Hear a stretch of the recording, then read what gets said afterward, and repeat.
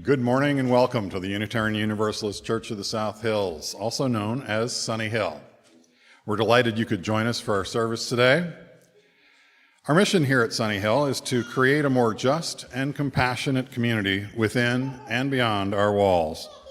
My name is Bradley Convis, and I'm proud to serve as a worship associate for this congregation. If you're a newcomer or visitor to our congregation, please go to sunnyhill.org and click on the button that says New to Sunnyhill so you can be connected with with some information about our congregation. And there you can also sign up to receive our weekly newsletter blast, which gives you all the good information about upcoming events. Also, if you'd like to be greeted as a newcomer today, please take a red mug so we can seek you out and make sure you are warmly welcome. If you're joining us online today, welcome. Please say hello or good morning in the comments feed so that we can greet you appropriately. We'd love to hear from you and also extend a welcome to you. For those who are here in person, gentle reminder, please silence your cell phones and electronic devices so that we can enjoy this service uninterrupted by buzzing or ringing. As you may have noticed, Reverend Jim McGaw is not in the pulpit today. Krista Stanley and I and a couple of special guests will cover the readings in the service today. Today's service is titled Pride. Being a welcoming congregation is not just an academic exercise or a nice thing to do.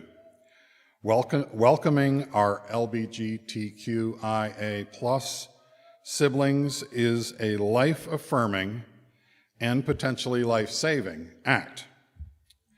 In this service, we will examine what we can do to continue to work for justice for the LGBTQ people while becoming more inclusive and welcoming as a congregation.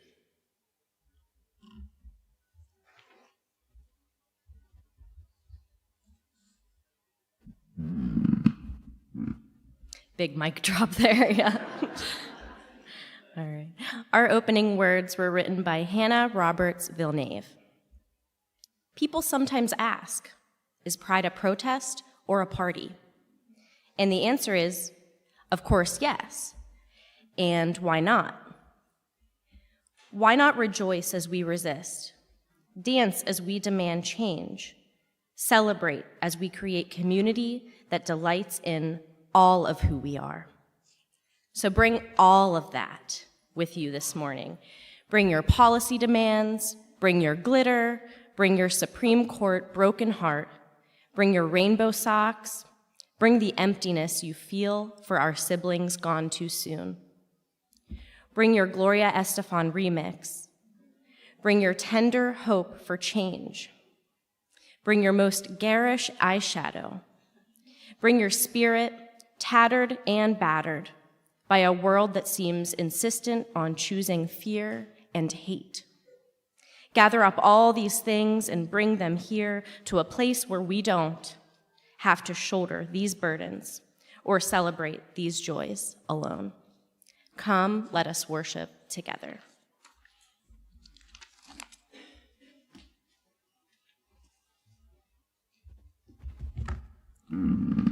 We're going to do something a little special today. We're going to light our chalice this morning with a responsive reading. So after each line, I'd ask you to please respond by saying, "We light this flame." For those who lived their lives in closets of shame, we light this flame. For those who furtively visited the bars where no one knew your name, we light this flame. For the Stonewall Uprising and the fierce trans women who fought there, we light this flame. For all those still struggling, still fighting, we light this flame. For all our siblings of the rainbow, with pride, we light this flame.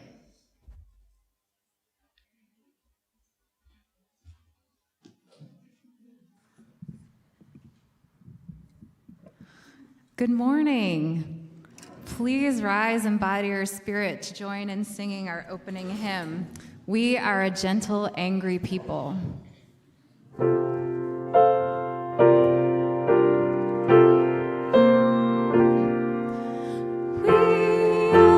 Gentle, angry people, and we are singing for our lives. We are gentle, angry people, and we are singing for our lives.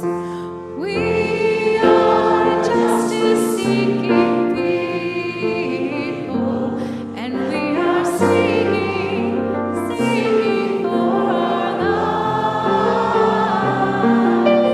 We are justice seeking people, and we are singing for our lives. We are young and old together, and we are singing for our lives. We are young and old together, and we are singing for our lives. We are land of many colors, and we are singing for our lives. We are land of many colors, and we are singing for our lives. We are gay and straight together, and we are singing for our lives. We are gay and straight together, and we are singing for our lives. We are gentle, loving people, and we are singing for our lives. We are gentle, loving people, and we are singing for our lives. Thank you. Please be seated. And as you do, I want to welcome Rini Monteverde officially to our staff.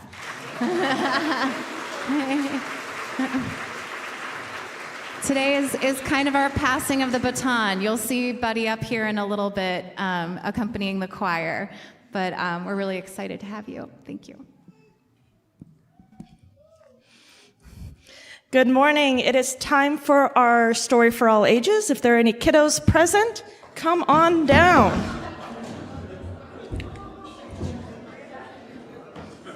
Hi,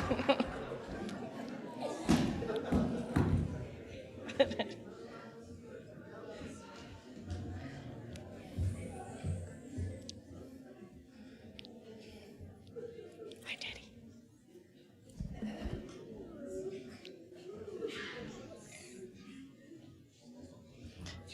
Good morning, friends. Come on. All right. Good morning, everyone. My name is Jennifer, and I use she, her pronouns. And if I was any color crayon, I think I would be magenta. And this is my friend Cadence.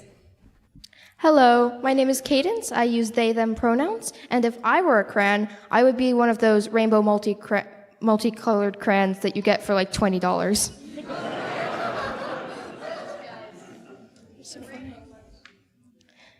Today I will be reading Red, a Crayon Story by Michael Hall. He was red, but he wasn't very good at it. Oh dear. His teacher thought he needed more practice. I'll draw a red strawberry, then you draw a red strawberry. You can do this, really. But he couldn't, really. Like this? Oh my, let's start again. His mother thought he needed to mix with other colors. Why don't you two go out and draw a nice round orange, a really big one, a really orange one? But they made a big greenish one. Yuck. Oops. His grandparents thought he wasn't warm enough. Your class is making self-portraits for Parents' Night. Wear this warm red scarf. Nice, it's so you. But it wasn't. Oh, dear me. Everyone seemed to have something to say. Sometimes I wonder if he's really red at all. Don't be silly, it says red on his label. He came that way from the factory. Frankly, I don't think he's very bright. Well, I think he's lazy. Right, he's got to press harder. Really apply himself. Give him time, he'll catch on. Of course he will. But he didn't catch on. Green frog, black sheep, brown cow, red ack. All the art supplies wanted to help. The masking tape thought he was broken inside. This will help hold you together. The scissors thought his label was on too tight. One snip should do it. I thought he wasn't sharp enough. Stay still now. But even with all our help and all his hard work, he just couldn't get the hang of it. One day, he met a new friend. Will you make a blue ocean for my boat? I can't. I'm red. Will you try? So he did. Thank you. It's perfect. You're welcome. It was easy. And he didn't stop there. Blue bells, blue bird, blue jeans, blueberries, blue whale. I'm blue! He was blue, and everyone was talking. My son is brilliant. Who could have known he was blue? I always said he was blue. It was obvious. His blue ocean really lifted me. All his work makes me happy. His blue strawberries are my favorite. He's so intense. I'm going to make a green lizard with him, a really big one. I hear he's working on a huge new project. He's really reaching for the sky, and he really was. The end.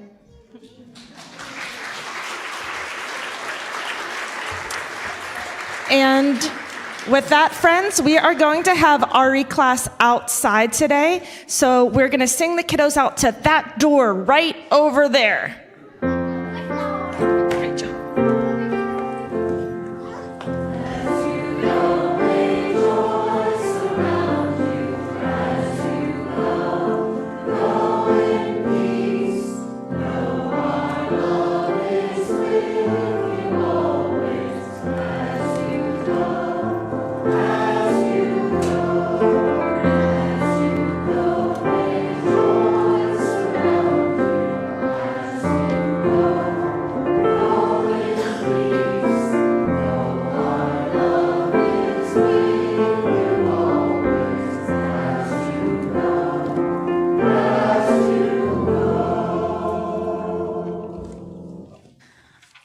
As the choir comes up, I wanted to tell you a little bit about the piece that we're about to sing.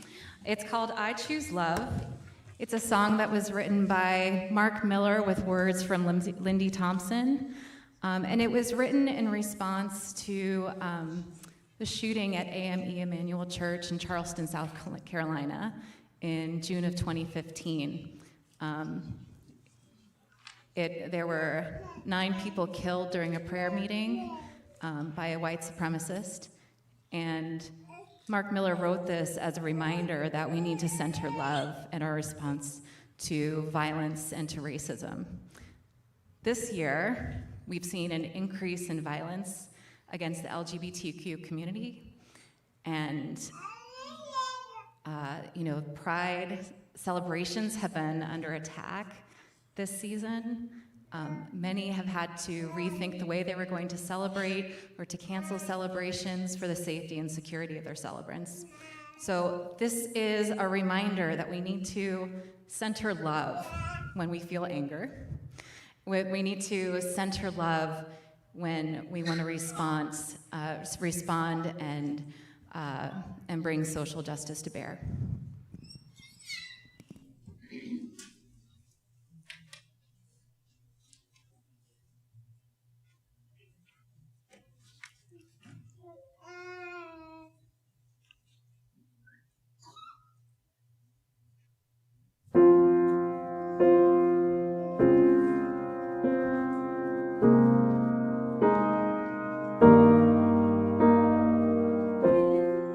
the midst of pain,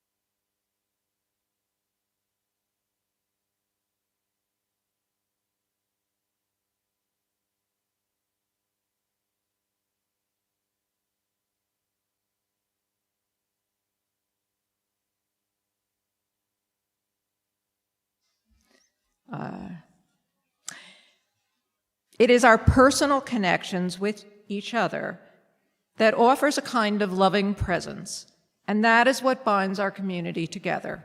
The pastoral care team is here for everyone. If you'd like to know more, please seek me out after the service. Each week at this time, we share joys and sorrows submitted by members of the congregation.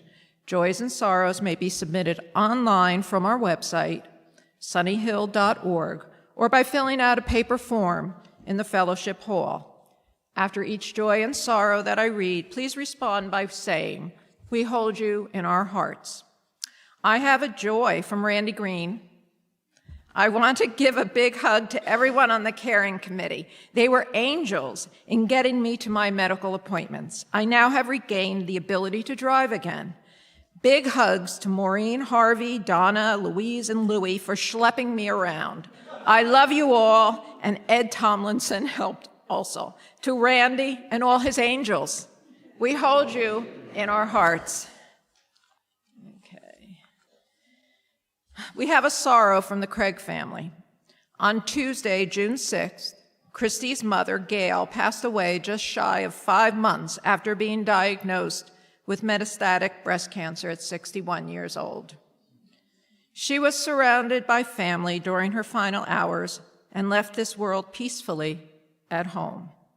The family would like to extend their sincerest gratitude for the tremendous outpouring of love and support they received during this very difficult time. To Christy and the entire Craig family, we hold you in our hearts. A joy from Jeff Mazer. We have a joy to share. Today, June 11th, we celebrate our 46th wedding anniversary. To Jeff and Sue, we hold you in our hearts. I have a joy submitted by Miriam Chang on behalf of Aldwin Matthews McGee. Keegan Matthews McGee is having a very painful flare-up of his autoimmune disease, and their family could use our support. To the Matthews McGee family, we hold you in our hearts. As we sing our musical meditation, we invite anyone who feels moved to do so to come forward, light a candle, place it in the sand, and then return to your seats. Thank you.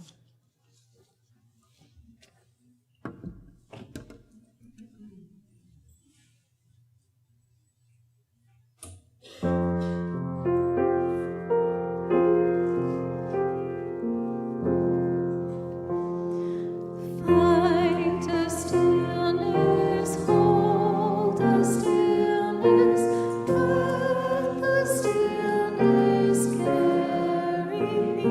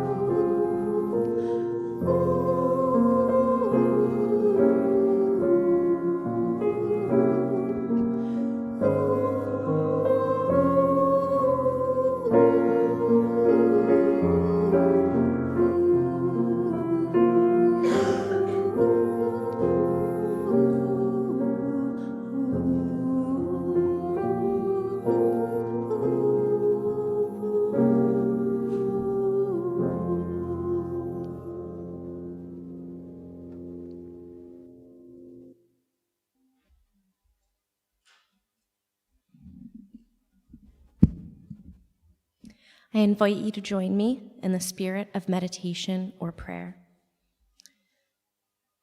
Life sometimes takes us for a roller coaster ride, takes us through highs and lows, twists and turns, joys and sorrows, frustration and contentment, restless excitement and bone-crushing boredom, a dizzying series of experiences and emotions, coming at us in a way that can result in a kind of life-induced spiritual motion sickness. In these midst of these hairpin turns and abrupt rises and falls, how we long for stillness, for even the briefest reprieve from one thing after the next. Tumbling, cascading, madly and mindlessly, clattering endlessly toward no apparent end, when we are able to take just a moment to step off the ride, to pause its wild motion, and simply be here. When we are able to make room for stillness in our heads and in our hearts, what a difference it can make. Let us pause now in silence as we sense both the motion and the stillness of our lives.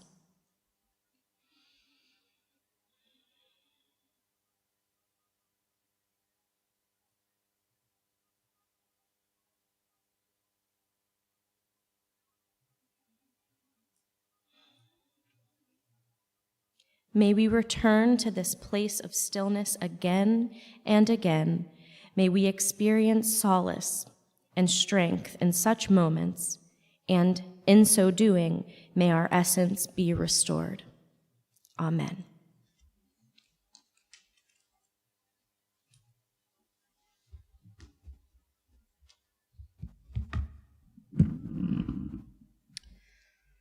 The next reading, entitled Any Other Questions, was written by UU minister Victoria Safford.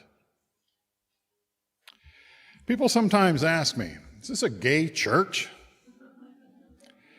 It's a privilege to answer. Ours is absolutely, gladly, hopefully, and humbly, gaily a gay church. A gay tradition where everyone, including heterosexual members and their friends, is welcome.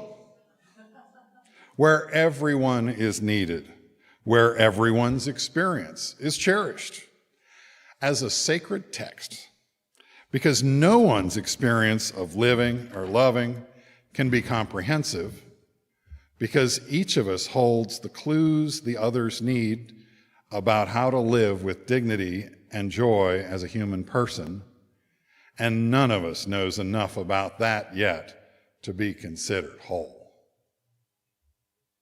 It is absolutely a gay church, even as ours is a gay world. If you would look around, gay church, straight church, people's church, a human congregation made holy by the holy hopes and fears and dreams of all who wish to come. Come in, we say. Come out. Come in. We're all in this together. I will not speak of tolerance with its courteous clenched teeth and bitter resignation. I will not talk about acceptance of other people and some other kind of lifestyle. I can only gaze in laughing wonder at human life in all its incarnations. I can taste only in passing the breath in deep, deep gulps of it. Even the term ally implies some degree of separation, some degree of safety. Not all of us. As UUs, we are allied primarily with the larger love, transcending all our understanding, within which all the differing, gorgeously variant various, beautifully deviant aspects of ourselves are bound in elegant unity. I know that on some sad and disappointing days, these words describe a church that yet shall be, and not the church that is. But I know, too, that to answer is an act of creation. To answer this question and others is a privilege, a prophetic imperative, a joy, a duty, and a holy sacrament. Any other questions?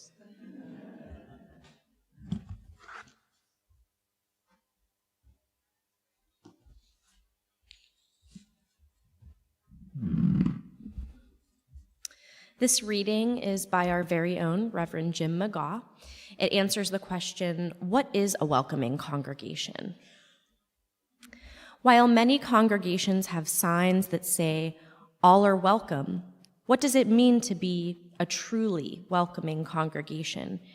In the 1990s, the Unitarian Universalist Association launched the Welcoming Congregation program to help congregations learn how to be truly welcoming to lesbian, gay, and bisexual people, to undo homophobia and later transphobia in our hearts and minds, in our congregations, and in our communities. Today, most UU congregations have completed this program and are recognized as welcoming congregations. And the spiritual practice of welcoming is very important to our faith community. This congregation went through the process to become a welcoming congregation about 17 years ago, and we went through a major renewal process about 7 years ago. The welcoming congregation concept came into being in response to the kinds of attitudes that many churches have toward LGBTQ plus people. In many cases, churches have been not only not welcoming, they have been downright hostile and venomous in their stance on this issue. For hundreds of years, the church with a capital C has used the Bible as a weapon against LGBTQ plus people. This issue, along with the abortion rights issue, has become one of the pillars of the conservative evangelical movement in the US in recent decades. But it has become increasingly clear as social norms have changed and as marriage equality has become the law of the land, that this issue is about something bigger. For many churches and religious organizations, the gay rights issue is about the church's loss of institutional power and influence in people's individual lives and in society at large. The less powerful organized religion has become the louder certain churches seem to have become in their opposition to rights for LGBTQ people. What has happened in many cases is these churches have mistaken political stances for moral values. Religious liberals make the same mistake anytime we lean toward a knee-jerk response to issues rather than basing our actions on our most important and enduring values. Values like compassion for all who suffer and justice for the oppressed. Fortunately, our theology, particularly our Universalist theological history, gives us a very solid grounding in the issue of welcoming. Universalism in this country arose in the early 19th century in response to the Calvinist doctrine that humankind is totally depraved and that all of us, except for a select few, are headed for eternal damnation. Revival preachers, beginning with Jonathan Edwards and others in the 18th century, spoke of us all as sinners in the hands of an angry God who dangles us above the fiery pits of hell. Any sexual behavior that deviated from what was determined to be the biblical norm, although that determination was largely arbitrary, was decreed as a sin against God and the natural order of things. Our Universalist forebears put forth the radical notion that we are all children of God, and are all saved, that no one will be damned to eternal hell. The Universalists believe that it was wrong to divide people into sheep and goats, the saved and the damned. They believed that we, as fellow inhabitants of this planet, share a common destiny, and that it is up to us to create something like heaven on earth. The Universalists were not necessarily utopians. They didn't believe that humans were really capable of creating something that was truly flawless and perfect, but they did believe that whatever paradise might exist was up to us to recognize and to create or recreate. It was an aspirational vision of what humankind might work toward. And that vision was premised on the notion that we were all children of God, that we are all deserving of love, no exceptions. That's the gospel, or good news of universalism. Love everybody, no exceptions.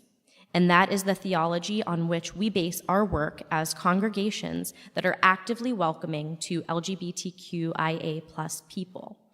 As a denomination, we have been committed to gay and lesbian rights for decades.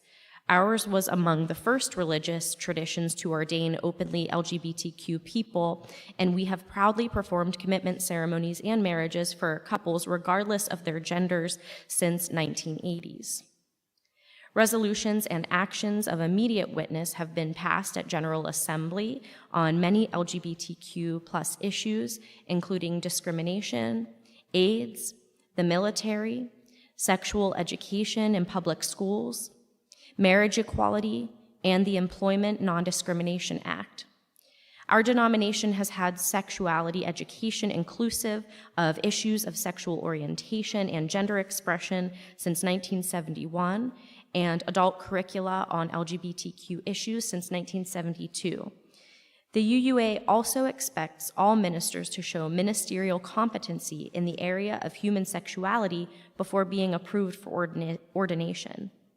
Having said all that, there is still a lot of work that needs to be done, both within our UU congregations and in the larger world.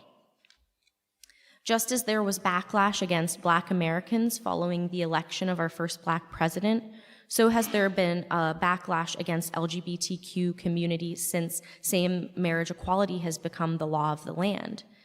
Just when we think we're making progress, and we have made some progress, the forces of fear and hatred awaken and strike out in whatever way they can. These are dangerous times. And in times like these, a church like ours can make a big difference in people's lives.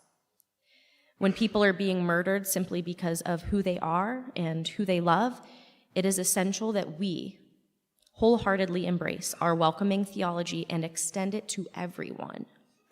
If we are to be true to our history and our values, then we must be a church where all are welcome and where all are encouraged to be their best, truest, and most authentic selves.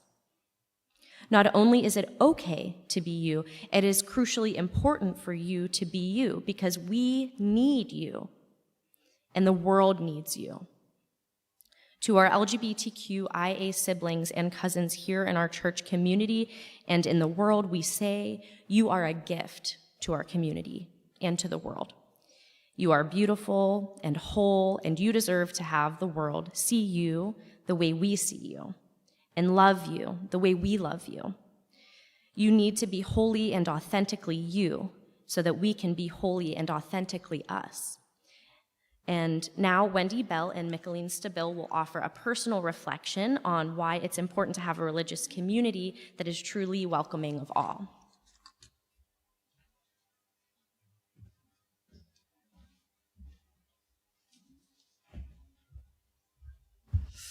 Wow, this is new. Greetings, Sunnyhill. Good morning. I am the real Wendy Bell. Just so you know that. One half of the Micheline and Wendy team here at Sunnyhill. We were asked to give a testimonial, if you will, about what becoming a member of Sunnyhill means to us in honor of Pride Month.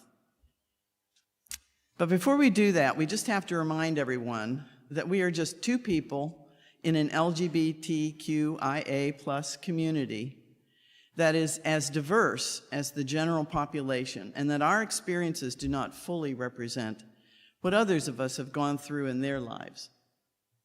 An obvious disclaimer, of course, but necessary in a topic fraught with stereotypes. Now, to the topic at hand. Finding Sunnyhill so late in our lives caps an existence during which authenticity has figured significantly, both in its lack and its value. Let me give you an example of what I mean.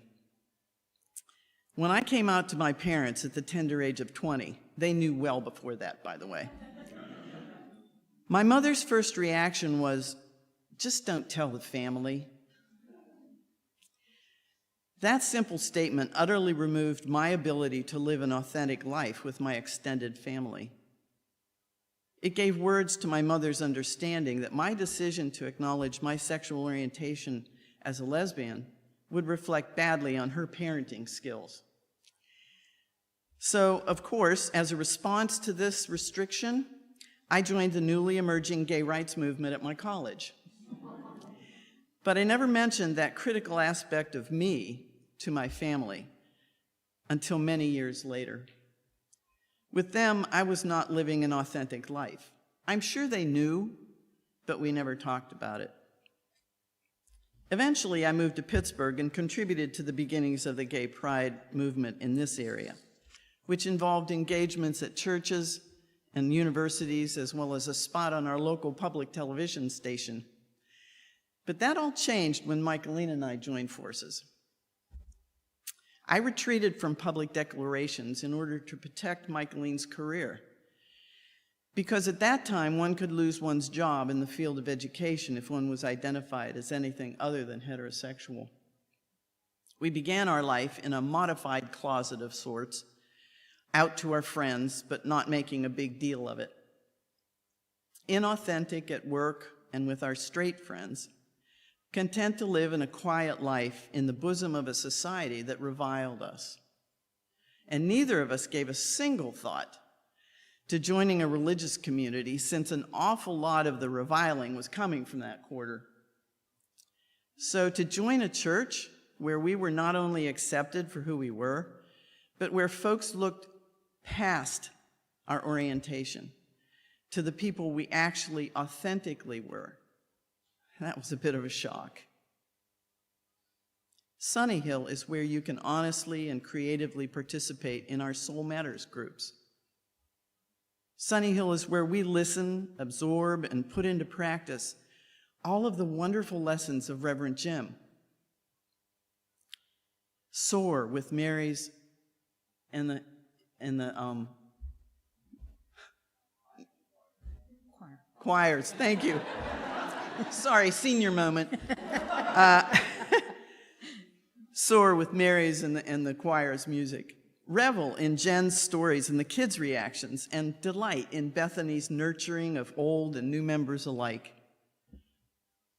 And through it all, you, Sunnyhill, allow us the chance to be a genuine part of creating the beloved community. Nothing is as sweet as walking through the door at Sunnyhill and hearing people call out to us as fellow community members, where we can grow spiritually, safely, and authentically. And everyone who lives in a married relationship knows that equal time is important. So here's Michaeline, who never fails to take her share of the time.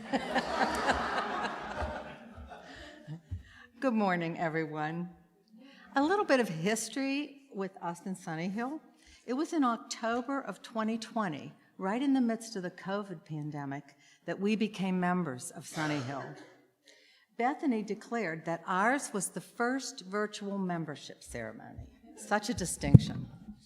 Having much time on our hands during COVID lockdown enabled us to indulge our curiosity that had been festering about what seemed kind of like a church. It was flying a rainbow flag and had a flashing billboard messages for all to see on a busy section of Route 19 in the middle of the South Hill suburbs. Black Lives Matter, flash. Women's rights are human rights, flash. No human being is illegal, flash. Science is real, flash. All genders are holy and whole. Love is love. We often didn't make it through all the messages before the light changed to our... Often it looked as though strange things were going on here. Once there seemed to be hundreds of pumpkins strewn throughout the front yard. At that time, we had been together for 45 years, and we had learned to fit into almost any social or professional group or situation that we encountered. I even managed to get invited to Wendy's family get-togethers. Speaking a language of vague generalities and pronouns, we became adept at using words that filtered and shrouded our true relationship to each other. We were Wendy and Michaeline, minus all the myriads of everyday details that bound us together in love and commitment. Meanwhile, during this different kind of literal lockdown, we sat in our living room each Sunday in PJs with coffee and the dog. We listened with astonishment to messages of inclusive, community-focused spirituality, acceptance, respect for diversity, and interdependent connectedness. It was Brad's words one week that echoed throughout our home. We'd love to let you know how you can connect with our congregation, even during this time. Our mission is to create a more just and compassionate community within and without our walls. All of us speak the language of love. Did they actually mean to include people like us in their invitation? Wanting there to be no mistake, in our introductory letter to Bethany, we described ourselves as two youthful, emphasize the youthful, retired senior women in our early 70s who live in the South Fayette area. Our introductory letter to Sunnyhill was probably the most authentic, revealing disclosure that we publicly made about ourselves during the 45 years of our relationship. We wrote, "We are a same-sex married couple who have been together for 45 years." Brene Brown, author and research professor at the University of Houston, in her book, The Gift of Imperfection, describes authenticity as a collection of choices that we have to make every day. It's about the choice to show up and be real, the choice to be honest, the choice to let our true selves be seen. Since the early years, Wendy has always been much more of a brave maverick than I in this regard. I'm a person that's always colored within the lines. Fitting in and belonging has always been of utmost importance to me. I never wanted to be the one of these that was not like the others.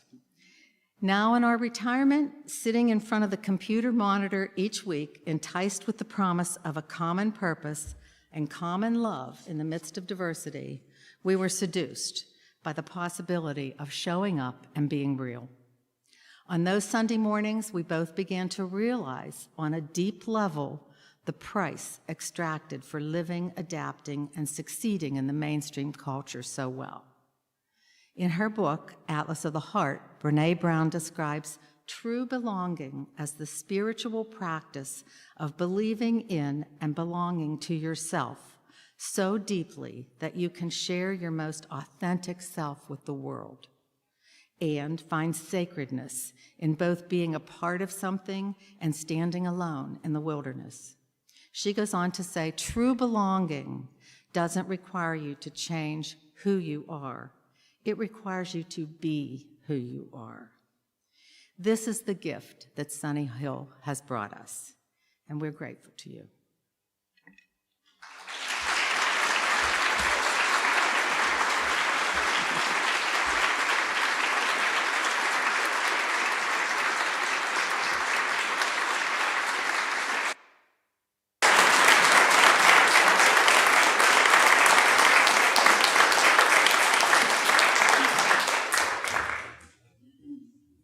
please rise again in body or spirit to sing our hymn, There's a River Flowing Through in My Soul.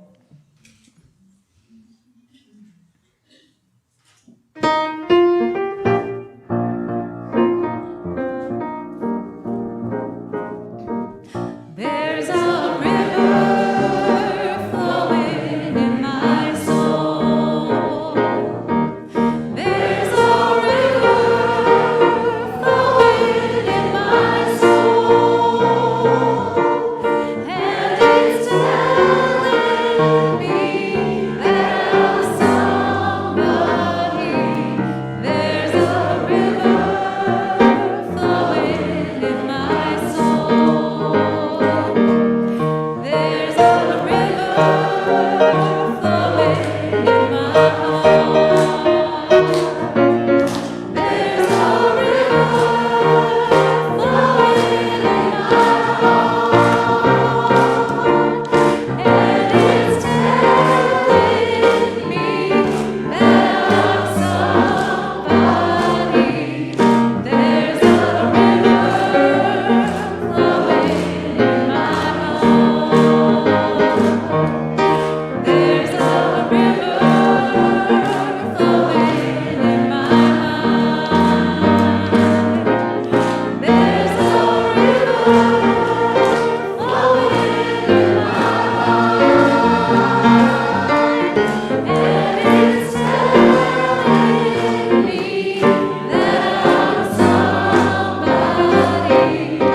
There's a river flowing in my mind, flowing in my soul. There's a river flowing in my soul. There's a river flowing in my soul, and it's telling me that I'm somebody. There's a river flowing in my soul. Thank you. Please be seated.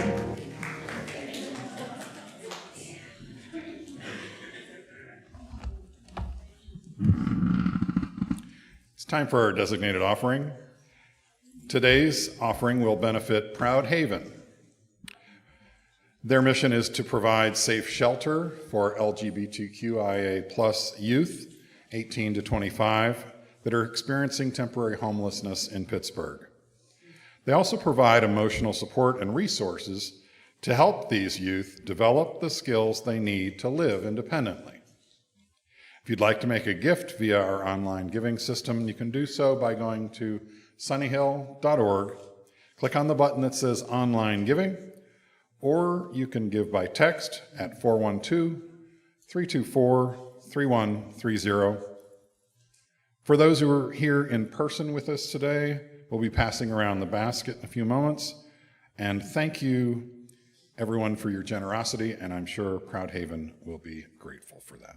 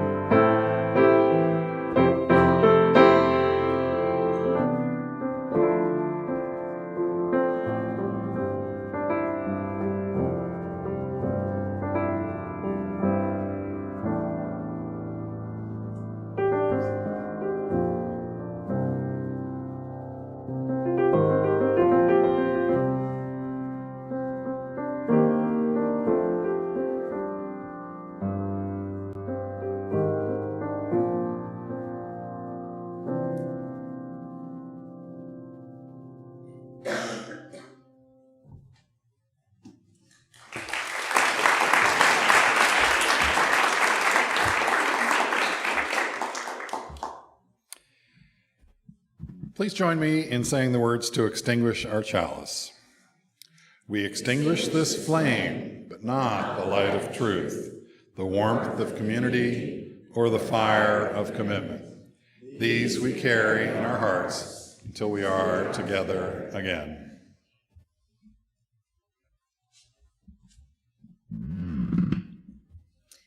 Our closing words were written by Elizabeth Ketchum. With gratitude for the freedom to be our true, authentic selves, with grief for those whose pain was unbearable and who left us too soon, with the confidence that a sense of community banishes isolation and loneliness, with the rainbow flag flying high, a sense of beloved community among us, and the joy that comes from making new connections. May we live the spirit of pride. Go in peace.